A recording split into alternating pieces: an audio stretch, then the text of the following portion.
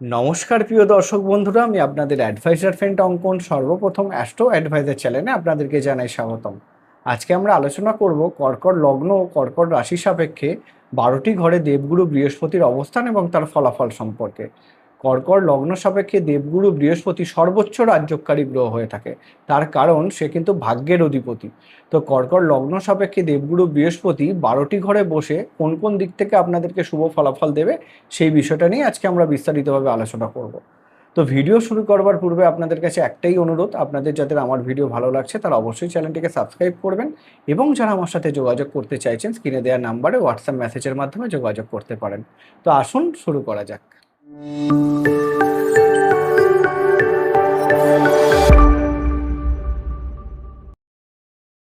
তো কর্কট লগ্ন কর্কট রাশি, রাশির বিচারে কর্কট লগ্ন কর্কট রাশির মানুষদেরকে যথেষ্ট ইমোশনাল ভাবা হলো এই সকল মানুষের মধ্যে দায়িত্ব কর্তব্যবোধ এবং সত্যি ইমোশনাল, তারা কিন্তু নিজের থেকেও বেশি অন্যের জন্য কিছু না করতে পারে, সব থেকে বেশি ইমোশন এদের হার্ট হয়। তো সেই দিক থেকে কর্কট লগ্ন সাপেক্ষে দেবগুরু বৃহস্পতি যে দুটি ঘর পেয়েছে সেটি হচ্ছে ষষ্ঠ ঘরের অধিপতি হয় দেবগুরু বৃহস্পতি, যেটি কিনা রোগঋণ রিপুর কারক ঘর হয়, এবং নবম ঘরের অধিপতি হয় বৃহস্পতি, যেটি হচ্ছে আমাদের ভাগ্যের স্থান, আমাদের ধর্মের স্থান হয়। তো যতই সে ষষ্ঠ ঘরের অধিপতি নেগেটিভ ঘরের অধিপতি হোক না কেন, যেহেতু সে নবম ঘরের অধিপতি হচ্ছে, সেই হিসাবে দেবগুরু বৃহস্পতি সর্বদাই শুভ ফলাফল কিন্তু এই লগ্ন সাপেক্ষে বয়ে নিয়ে আসে। তবে একটা বিষয়, যেহেতু লগ্ন সাপেক্ষে প্রথম ঘরটা ষষ্ঠ ঘর এবং দ্বিতীয় ঘরটা নবম ঘর, তো সেদিক থেকে প্রথম জীবনে কিছু ষষ্ঠ ঘর রিলেটেড সমস্যাও দিয়ে থাকে। সেই বিষয়টাও কিন্তু আমরা বিস্তারিতভাবে জানবো। তো এই বিষয়টা আমরা একদম ডিটেলে জানার জন্য আমাদেরকে কিন্তু স্ক্রিনে আসতে হবে। তো স্ক্রিনে আসুন। তো আমরা যেটা পাচ্ছি এটা একটি কর্কট লগ্নের জন্মছক। আমি যেটা আপনাদেরকে বলেছিলাম সেটা হচ্ছে লগ্ন সাপেক্ষে ষষ্ঠ ঘরের অধিপতি হয় বৃহস্পতি, কেন ধনু বৃহস্পতির ঘর, এবং নবম ঘরের অধিপতি হয় বৃহস্পতি, যেটা কিন্তু মিন, এখানেও বৃহস্পতির ঘর। তাহলে একটা হচ্ছে ভাগ্যের ঘর আর একটা হচ্ছে রোগঋণ রিপুর ঘর। তো আমরা এখানে একটা বিষয় খুব ভালো করে বুঝবো, যেহেতু বৃহস্পতি নবম ঘর পেয়েছে, সে একটা ত্রিকোণের অধিপতি হয়েছে, সেদিক থেকে সে কিন্তু সম্পূর্ণ পজিটিভ ফলাফল এই লগ্ন সাপেক্ষে দেবে। তো যেটা আমাদের আলোচনা সেই দিকে যদি আমরা প্রথমেই ফিরে যাই, তাহলে সর্বপ্রথম যদি ধরুন আপনার লগ্নেই বৃহস্পতিদেব অবস্থান করে কর্কট রাশির মধ্যে, তাহলে সেক্ষেত্রে এই বৃহস্পতিদেব কিন্তু সম্পূর্ণ শুভ ফলাফল আপনাদের জন্য নিয়ে আসবে। প্রথমত দেবগুরু বৃহস্পতি কিন্তু কর্কট লগ্নে উচ্চ ফলাফল দিয়ে থাকে। তো প্রথমত হচ্ছে ভাগ্যের অধিপতি যদি লগ্নে উচ্চ হয়, তাহলে সেটা মহাভাগ্যবান যোগ হচ্ছে। তো আপনি ভাগ্যের সাপোর্ট সর্বদাই জীবনে পেতে পারবেন, এবং এখানে আপনি কিন্তু অবশ্যই একটা সম্মানের অধিকারী হবেন। সমাজে আপনার যথেষ্ট নাম সুনাম ডাক থাকবে, কেন আপনার মধ্যে যথেষ্ট জ্ঞানও থাকবে, আপনার মধ্যে দয়ালু ভাবটাও কিন্তু খুব পজিটিভলি থাকবে।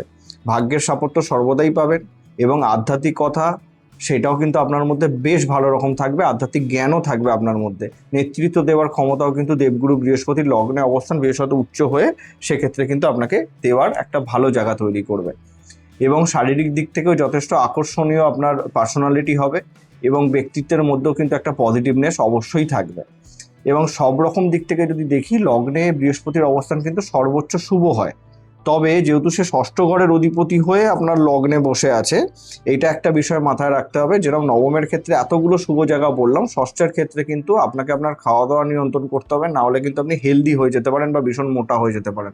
এবং ষষ্ঠ ঘরের অধিপতির লগ্নের কানেকশন অনেকাংশে কিন্তু আপনাকে কিছুটা হলেও, ধরে নিন ফ্যাটি লিভার বা যে কিছু বিষয় যেগুলো ধরুন খাওয়া দাওয়ার মাধ্যমে আসে বা মোটা হওয়ার মাধ্যমে আসে, হাই কোলেস্ট্রল হাই বিপি এইরকম ধরনের বিষয়গুলো কিছুটা সমস্যা আপনাকে ফেলতে পারে।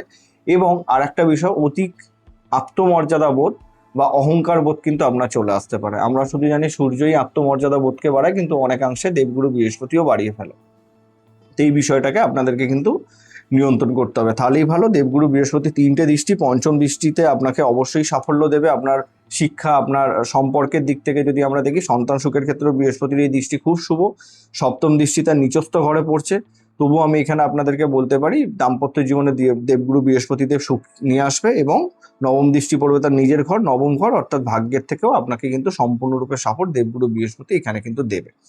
তো অতএব মোদ্দা ব্যাপার হচ্ছে, লগ্নে বৃহস্পতির অবস্থানকে আমরা সর্বোচ্চ শুভ ধরে চলতে পারি। কর্কট লগ্ন কর্কট রাশি যেটাই আপনার হোক, আমি প্রথমে বলেছি লগ্নটাকে প্রথমত প্রাধান্য দেবেন, সেটা আপনাদের জন্য সব থেকে বেস্ট হবে। আচ্ছা, তার পরবর্তী যদি দ্বিতীয় স্থানে অবস্থান করে দেবগুরু বৃহস্পতি, সেক্ষেত্রে আমরা দেখব দ্বিতীয় ঘর আমাদের ধন সম্পত্তির ঘর হয়। তো সেই দিক থেকে দ্বিতীয় ঘরে যখনই দেবগুরু, এটা মিত্রক্ষেত্র দেবগুরু বৃহস্পতির, সূর্যের সাথে তার পরম মিত্রের সম্পর্ক, অতএব সিংহ রাশিতে দেবগুরু বৃহস্পতি যখন বসে থাকবে তখন সব রকম দিক থেকে ধন সম্পত্তি, পারিবারিক সুখ, আপনার বাণী সব রকম দিক থেকে শুভ ফলাফল বয়ে আপনার জীবনে নিয়ে আসবে। এবং আর্থিক সমৃদ্ধির জন্য বৃহস্পতির এই অবস্থান কিন্তু খুব ভালো। ষষ্ঠপতি এই দ্বিতীয় অবস্থানের জন্য একটা দিক থেকে আমি আপনাদেরকে একটু সমস্যার কথা বলবো, কেন আপনারা ঋণ দেবেন, ঋণ নিতে পারেন, ঋণ দিলে কিন্তু চিন্তা ভাবনা করে দেবেন, তাতে কিন্তু আপনাদের শত্রুতা তৈরি হতে পারে। কারণ ষষ্ঠ ঘরের অধিপতি দ্বিতীয় কানেকশনে অনেকাংশে আপনার ভুল ডিসিশনের জন্য আপনার অর্থ খরচ হয়ে যেতে পারে।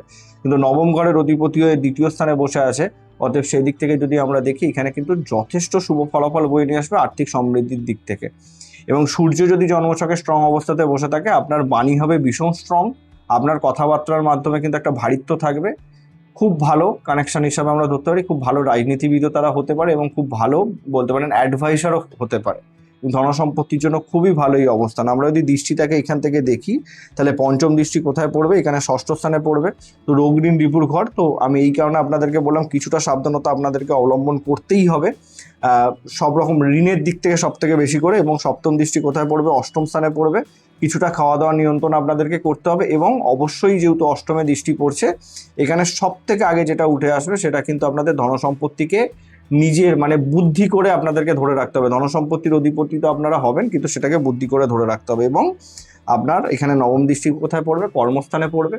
তো কর্মের জন্যই আপনার কিন্তু বাণী হবে সব থেকে স্ট্রংগেস্ট সাপোর্টার। অতএব আপনি আপনার কর্মটা আপনার বাণীর মাধ্যমে বা আপনার যেই কর্মটাই হোক না কেন, সেটা কথাবার্তা বলার কর্মের সাথে যদি যুক্ত থাকেন সেটা আপনার জন্য কিন্তু খুব ভালো হয়।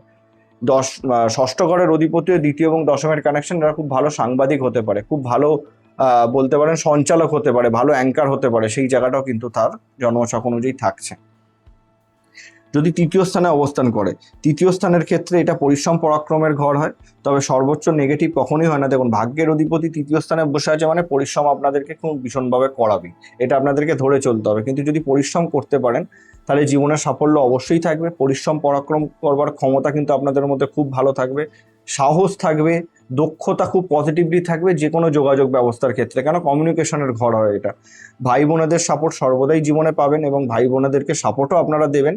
এবং যারা ধরে নিন মোটামুটি সোশ্যাল মিডিয়ার সাথে যুক্ত হয়ে আছেন, লেখালেখির কর্মের সাথে যুক্ত হয়ে আছেন, এবং যারা ছোটোখাটো ঘোরাঘুরির সাথেও যুক্ত হয়ে আছেন, এরকম কর্ম সেই জায়গাতে কিন্তু সাফল্যতে এবং ছোটোখাটো ঘোরাঘুরি করলেও আপনারা জীবনে কিন্তু খুব পজিটিভলি গ্রোথ কিন্তু পেয়ে যাবেন। এখানেও যদি আমরা দৃষ্টিটা দেখি, এখান থেকে কিন্তু পঞ্চম দৃষ্টি কোথায় পড়বে, সপ্তম স্থানে। সেক্ষেত্রে আপনার দাম্পত্য জীবনের ক্ষেত্রে বৃহস্পতির এই দৃষ্টি খুব শুভ এবং সপ্তম দৃষ্টি নিজের ঘরে পড়বে। তো সেই দিক থেকে ভাগ্যের সাপোর্ট, খাটলেই ভাগ্যের সাপোর্ট পাবেন। এবং তার সাথে কিন্তু একাদশ ঘরে দৃষ্টি পড়বে বৃহস্পতি, যেটা আপনার ইচ্ছা পূরণ শখ পূরণের জায়গা। তো সেই দিক থেকেও কিন্তু বৃহস্পতিতে সর্বোচ্চ আপনাদের সাপোর্ট দেবে, শখ পূরণ, ইচ্ছা পূরণ সব রকম দিক থেকে সাপোর্ট কিন্তু আপনাদের ক্ষেত্রে দেবে।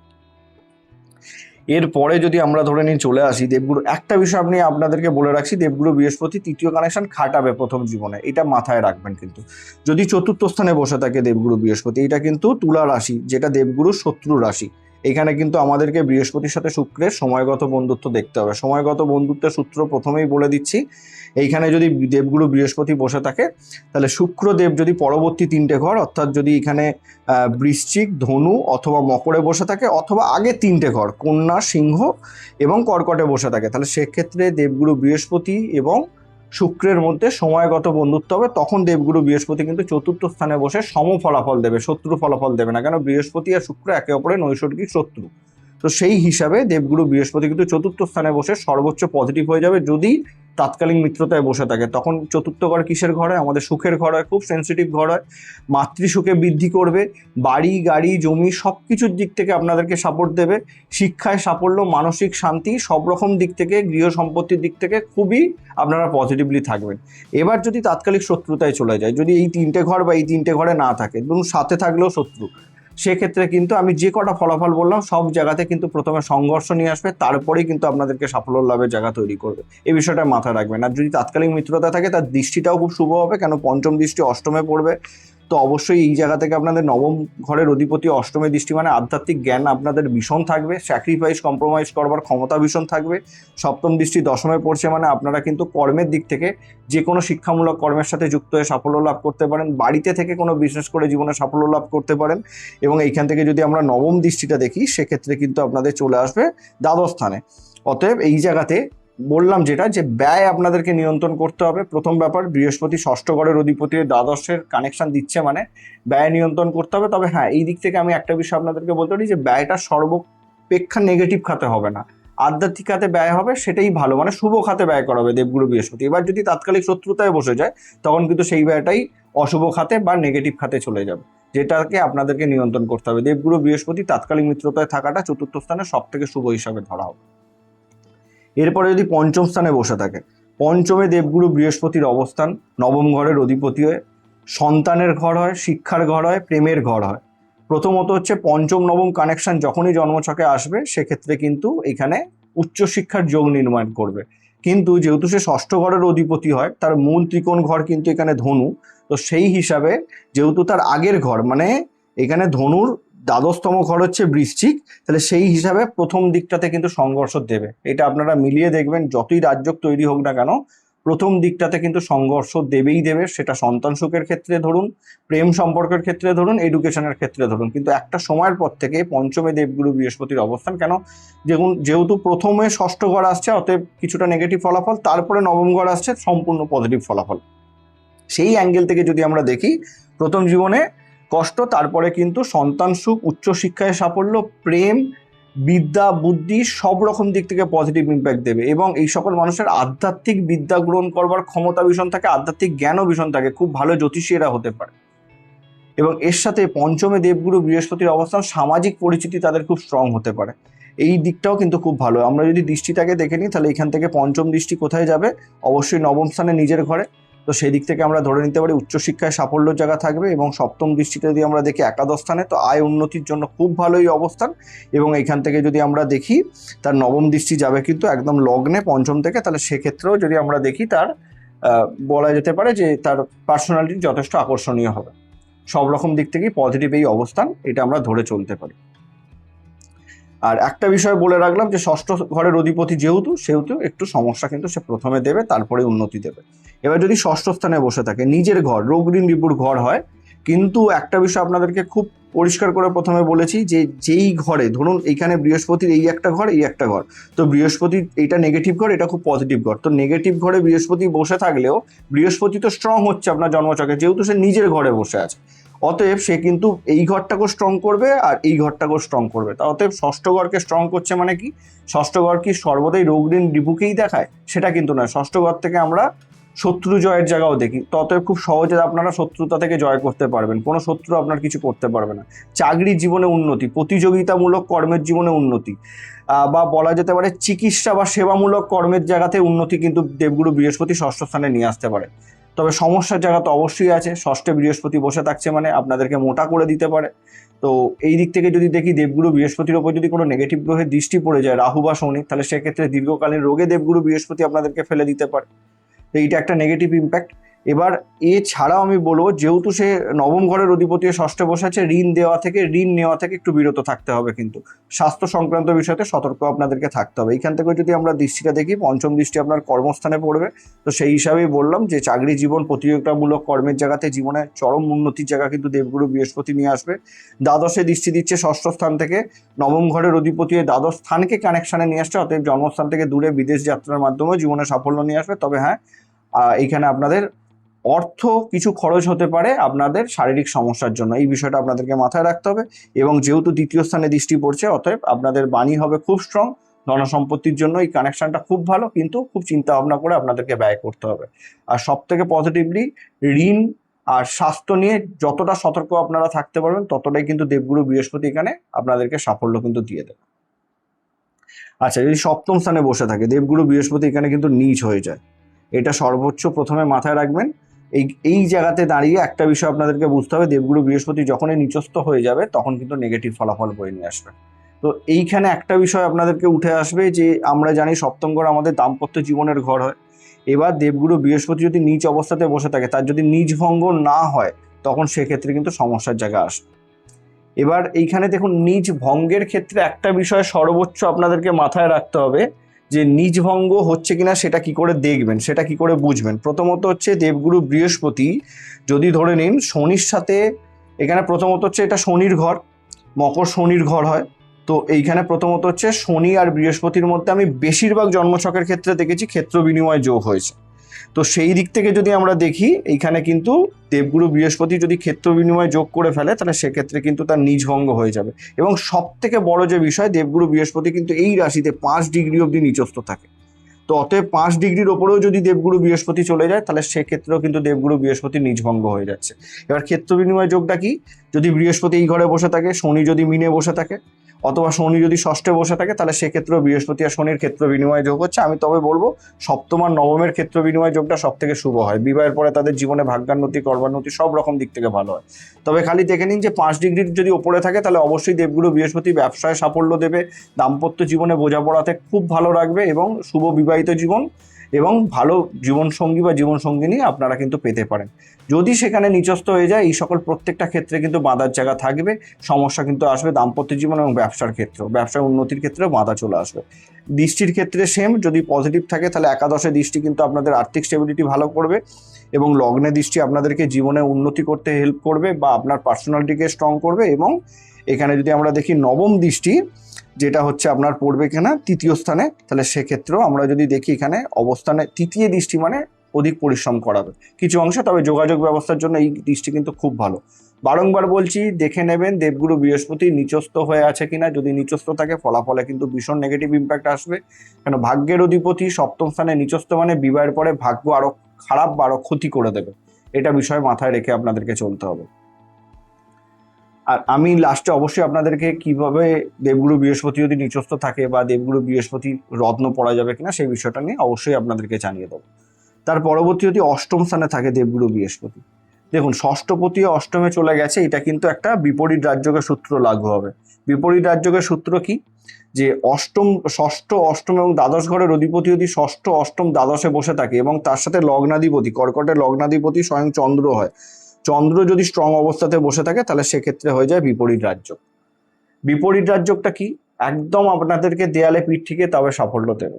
তো এইটা আপনারা প্রার্থনা করুন যেন অ্যাটলিস্ট বিপরীত রাজযোগ হয়, তাহলে সেক্ষেত্রে ষষ্ঠ ঘরের অধিপতি অষ্টমে অবস্থান আপনাদেরকে কিন্তু জীবনে হঠাৎ সাফল্য এনে দিতে পারে এবং আধ্যাত্মিক উন্নতির জন্য খুব ভালো, হঠাৎ করে ধনলাভ আপনাদেরকে করিয়ে দিতে পারে।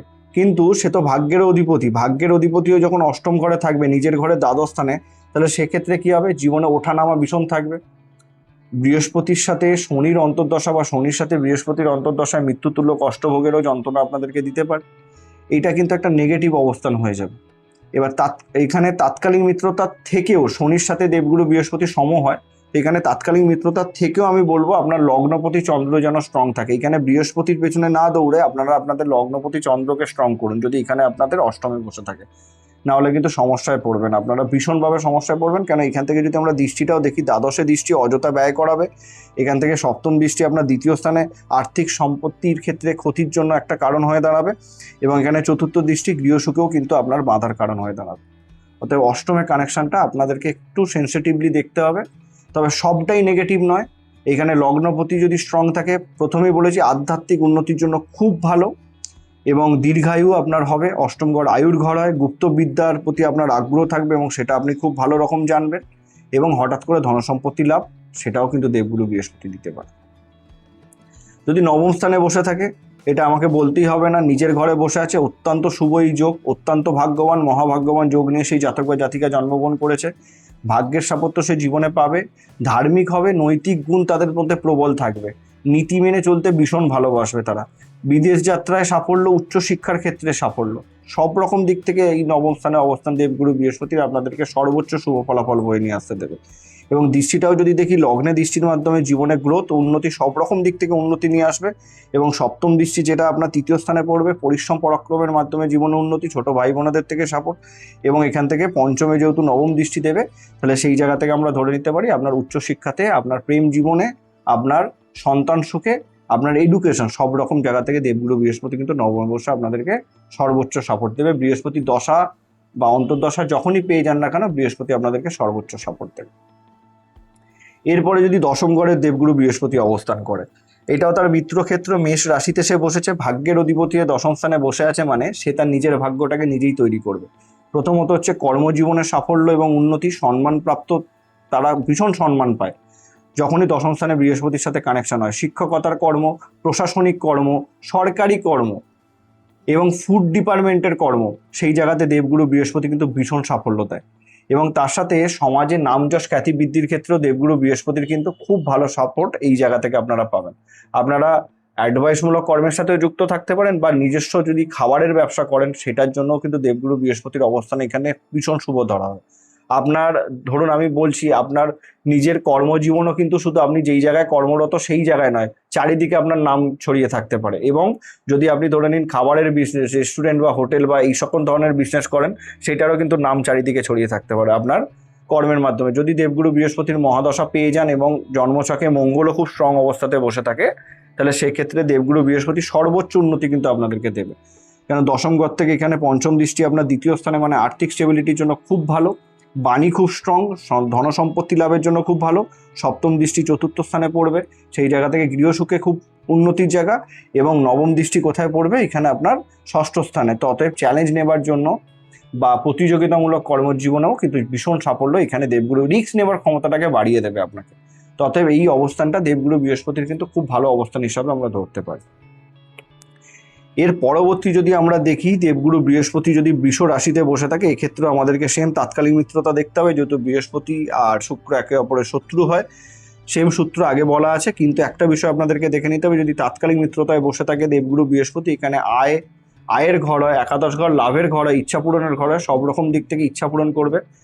এই ক্ষেত্রে দেখা গেছে একাদশে বৃহস্পতি, এরা কিন্তু মানুষকে খুব সাহায্য করতে ভালোবাসে, মানুষের সাহায্য কিন্তু খুব সহজে লাভ করে এরা। দেখুন, একটা মানুষ তখনই কারো সাহায্য পায় যখন সে সবাইকে নিজের আপন করে রাখে। তো সমাজে সবার আপন হওয়ার একটা জায়গা এই সকল মানুষের মধ্যে থেকে কিন্তু খুব ভালো রকমভাবে দেখা গেছে। এবং এইটাও আমি আপনাদেরকে জোর দিয়ে বলতে পারি, মানুষের সাহায্য এদের যখন দরকার পড়ে তখন এরা কিন্তু পেয়ে যায়। এবং ইচ্ছা পূরণ, আর্থিক উন্নতি, লাভের যোগ, একাধিক সোর্স অফ ইনকামের জায়গা তৈরি করতে পারে যদি তাৎকালিক মিত্রতা বা সময়গত বন্ধুত্বে বসে থাকে। এবার যদি সময়গত বন্ধুত্বে না বসে থাকে তাহলে কি হবে? না, সেক্ষেত্রেও হবে। একটু সংঘর্ষ তো থাকবে, যেহেতু ষষ্ঠ ঘরের অধিপতি হয়। কিন্তু যেহেতু ভাগ্যের অধিপতি একাদশে বসে আছে, অতএব তার ইচ্ছা পূরণ সম্পূর্ণ সব হবে। কিন্তু এই বিষয়টা আপনাদেরকে আগে ভাবতে হবে যে এই সকল মানুষের ইচ্ছাগুলো কি হয়, খুব সৎ ইচ্ছা হয়।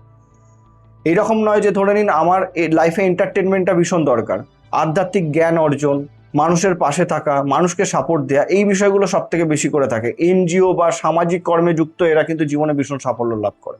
সেটা দশমের ক্ষেত্রে, একাদশের ক্ষেত্রে, দুটো ক্ষেত্রেই কিন্তু এখানে প্রযোজ্য। এবং দৃষ্টিটাও যদি আমরা দেখি, কর্ম করতে খুব ভালোবাসে, খাটাখাটুনি করতে খুব ভালোবাসে, তৃতীয় দৃষ্টি পড়ছে। এবং পঞ্চমে দৃষ্টি পড়ার জন্য সামাজিক জ্ঞান, সামাজিক পরিচিতি খুব ভালো, আমি এটা প্রথমেই আপনাদেরকে বললাম। এবং যেহেতু সপ্তমে দৃষ্টি পড়ছে, তো দাম্পত্য জীবনের জন্য এই দৃষ্টি কিন্তু ভীষণ ভালো। অতএব সব রকম দিক থেকে কিন্তু স্ট্রং জায়গায় দেবগুরু বৃহস্পতি তৈরি করতে পারে। যদি তাৎকালিক শত্রুতায় থাকে, এই ফলাফলে কিন্তু কিছুটা তারতম্যর জায়গা আসবে। এই বিষয়টা মাথায় রাখতে হবে আপনাদেরকে। সর্বশেষ ঘর যদি দ্বাদশ স্থানে বসে থাকে, এই ক্ষেত্রেও আপনাদেরকে তাৎকালিক মিত্রতা দেখে নেওয়াটা দরকার। এটা কন্যার ক্ষেত্রেও আমি হয়তো মিস করেছিলাম, কন্যার ক্ষেত্রেও দেখাটা দরকার। এবং মিথুনের ক্ষেত্রেও তাৎকালিক মিত্রতা দেখা দরকার, কেন বুধ আর বৃহস্পতি একে অপরের শত্রু হয়। তো সেই দিক থেকে আমরা যদি দেখি, বৃহস্পতি এখানে মিথুন রাশিতে বসে আছে, দ্বাদশ ঘর আমাদের ব্যয়ের ঘর হয়। দেখুন, ব্যয় মানে তো আগে বুঝতে হবে, যা কিছু আমরা ত্যাগ করি সেটা ব্যয়, যা কিছু আমরা চাই সেটা আয়। তো সেই জায়গাতে যদি আমরা দেখি দ্বাদশে বসে আছে মানে এই যে সর্বোচ্চ নেগেটিভ হয়ে যাবে সেটা কিন্তু নয়। যদি তাৎকালিক মিত্রতায় বসে থাকে, আপনারা যদি দান পুণ্য করতে পারেন, মানে দান করতে পারেন, সহজ ভাষায় যদি দেখা যায়, দেবগুরু বৃহস্পতি আপনাদেরকে ভীষণ সাপোর্ট দেবে দ্বাদশে বসে। প্রথমত হচ্ছে বিদেশ যাত্রার যোগ তৈরি করবে, বিদেশে গিয়ে সাফল্য লাভের জায়গা কিন্তু 100% তৈরি করবে। এবং একটা বিষয় আপনাদেরকে মাথায় রাখতে হবে, আপনারা সহজে যে কোনো জিনিসকে ত্যাগ করবার ক্ষমতা রাখবেন। আর যেই মানুষের মধ্যে ত্যাগ করবার ক্ষমতা আছে, তাদের জীবনে কোনোদিনও কোনো সমস্যা থাকতে পারে, এই বিষয়টা মাথায় রাখতে হবে। এবার যদি তাৎকালিক শত্রুতায় চলে আসে, তখন সেক্ষেত্রে সমস্যা কিন্তু দেবে। অধিক ব্যয়, অধিক ঋণ, সমস্যা কিন্তু আপনাদেরকে ফেলতে পারে। বিদেশে গেলেন, কাজকর্ম যতটা এক্সপেক্ট করেছিলেন ততটা হলো না, এরকম ধরনের সমস্যা কিন্তু ফেলতে পারে। এবং দৃষ্টিটাও যদি আমরা দেখি, এখানে চতুর্থে দৃষ্টি দেবে। তো সুখের জন্য ভালো, খারাপ নয়, কিন্তু তবুও আপনাদেরকে একটা বিষয় বলবো, সুখ যতটা আশা করবেন ততটা পাবেন না, এটা সর্বদা মাথায় রাখতে হবে। ষষ্ঠে দৃষ্টি পড়বে, খাটাখাটুনিতে আপনাদেরকে সাফল্য দেবে ঠিকই, কিন্তু তবু রোগ ঋণ রিপুতে ফেলে তারপরে আপনাদেরকে সাপোর্ট দেবে, এটা মাথায় রাখতে হবে। এবং নবম দৃষ্টি কোথায় পড়বে? কুম্ভতে, অষ্টম স্থানে। তো সেই জায়গা থেকেও যদি আমরা দেখি, এখানে অষ্টম ঘর বাধা বিপত্তির ঘরে, সেই জায়গা থেকেও কিন্তু বৃহস্পতির পূর্ণ সাপোর্ট পাওয়া যাবে না। খুব সহজভাবে যদি আমরা বুঝি, ভাগ্যের অধিপতি যদি আমাদের যা কিছু ত্যাগের ঘরে বসে থাকে, তাহলে ভাগ্যকে ত্যাগ করলেই তবে জীবনে উন্নতি। অতএব আধ্যাত্মিক দিকে চলে গেলে এই সকল মানুষরা কিন্তু জীবনে সব থেকে বেশি করে সাফল্য পায়। এক কথায় যদি আমরা বিষয়টাকে আলোচনা করি যে খুব সহজভাবে, দেবগুরু বৃহস্পতি লগ্ন সাপেক্ষে সর্বোচ্চ শুভ। রত্ন ধারণের বিষয়টাকে নিয়ে যদি আমরা আলোচনা করি, তাহলে কিন্তু অবশ্যই আমি আপনাদেরকে বলবো সবকটা ঘরে আপনারা রত্ন ধারণ করতে পারেন। মকরের ক্ষেত্রে দেখে নেবেন যে সে নিচ নেই, 5 ডিগ্রির মধ্যে যদি থাকে তাহলে রত্ন ধারণ করা যাবে না। অষ্টমে যদি বসে থাকে রত্ন ধারণ করা যাবে না। ষষ্ঠের ক্ষেত্রে আপনারা করতে পারেন, হ্যাঁ এইখানে আপনারা তুলা, কন্যা, ইভেন মিথুনের ক্ষেত্রেও আমি আপনাদেরকে বলছি, বৃষর ক্ষেত্রেও বলছি, যদি তাৎকালিক মিত্রতা বা সময়গত বন্ধুত্বে বসে থাকে তবেই রত্ন পড়বেন, না হলে কিন্তু রত্ন পড়া থেকে বিরত থাকুন, বা যে কোনো জ্যোতিষ বন্ধুর সাথে পরামর্শ করে তবে রত্ন পড়ুন, না হলে কিন্তু রত্ন পড়া থেকে বিরত থাকুন। বাদ বাকি কর্কটে, সিংহে, বৃশ্চিকে, ধনুতে, মিনে, মেষে সব কিছু ক্ষেত্রে আপনারা রত্ন পড়তে পারেন। তো বাদ বাকি যেই ঘরগুলো বললাম সেই ঘরগুলো আপনারা একটুখানি মেনটেন করুন। এবার যাদের ভীষণ নেগেটিভ হয়ে আছে তারা কি করবেন সেই বিষয়টাই যদি আমরা আলোচনায় আসি। দেখুন, সব থেকে বড় বিষয় হচ্ছে কখনোই কোনো জ্যোতিষ বন্ধুর পরামর্শ ছাড়া রত্ন পড়া উচিত নয়। আমরা এটা ভাবি যে পোখরাজ খুব শুভ রত্ন, সবাই পড়তে পারে, মুক্ত খুব শুভ রত্ন, সবাই পড়তে পারে, পান্না খুব শুভ রত্ন, সবাই পড়তে পারে। এগুলো কিন্তু অনেক মানুষের ভুল ধারণা। অতএব আপনারা যদি দেখেন আপনার জন্মছকে দেবগুরু বৃহস্পতি ভীষণ পীড়িত আছে, যেই যেই ঘরে বসে থাকলে আমি রত্ন পড়তে মানা করলাম সেই ঘরে অবস্থান করলে আপনারা এই রত্ন পড়ে থাকেন, দেখবেন আপনাদের কিন্তু সমস্যাই বেড়েছে, সমস্যা কিন্তু কমেনি। তো এই বিষয়টা একজন অভিজ্ঞ জ্যোতিষ বন্ধুর সাথে পরামর্শ নিয়েই তবে রত্নের দিকে আপনারা যান। এছাড়া আমি একটা বিষয় আপনাদেরকে জোর দিয়ে বলতে পারি, দেবগুরু বৃহস্পতিকে যদি সত্যিই স্ট্রং করতে হয় তাহলে সেক্ষেত্রে দেবগুরু বৃহস্পতির প্রণাম মন্ত্র ওম গ্রেং বৃহস্পতায় নমঃ সব থেকে সহজ মন্ত্র। এটা রেগুলার আপনারা অ্যাটলিস্ট 30 বার পাঠ করুন, তাতেও কিন্তু আপনারা শুভ ফলাফল পাবেন।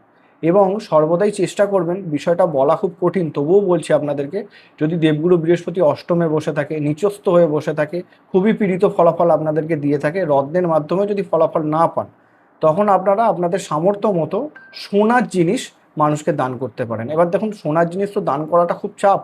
তো আপনারা যে কোনো ইভেন্টে যেখানে আপনারা কিছু গিফট দেবেন সেখানে আপনার সামর্থ্য মতো সোনার জিনিস গিফট করতে পারেন, তাতেও কিন্তু দেবগুরু বৃহস্পতির নেগেটিভ ইম্প্যাক্ট কেটেছে। তো এই বিষয়টা মাথায় রাখতে পারলে আমি বলবো কর্কট লগ্নের মানুষদের জন্য দেবগুরু বৃহস্পতির অবস্থান খুবই শুভ ফলাফল বয়ে নিয়ে আসবে।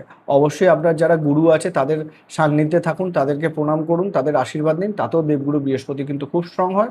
এবং ধর্মের পথে চলার চেষ্টা করুন, তাতেও দেবগুরু বৃহস্পতি কিন্তু ভীষণ স্ট্রং হয়।